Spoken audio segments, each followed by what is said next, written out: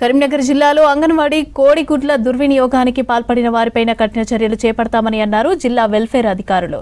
హుజురాబాద్ పట్టణంలో wine shop permit room లో అంగన్వాడీ కోడిగుడ్ల అమ్మకంపై విచారణ చేపట్టారు అధికారులు వచ్చే వరకు పర్మిట్ రూమ్ కు తాళం వేసి ఉండటంతో అంగన్వాడీ కార్యకర్తపై ఆగ్రహం వ్యక్తం చేశారు జిల్లా వెల్ఫేర్ అధికారి సరస్వతి.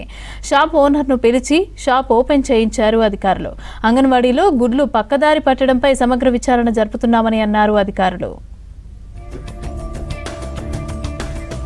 టీచర్ మా బిడ్డల కోసం ఇచ్చింది టీహెచ్ఆర్ ద్వారా టేక్ హోమ్ రేషన్ ద్వారా మా ఇద్దరు బిడ్డలకు ఇచ్చింది.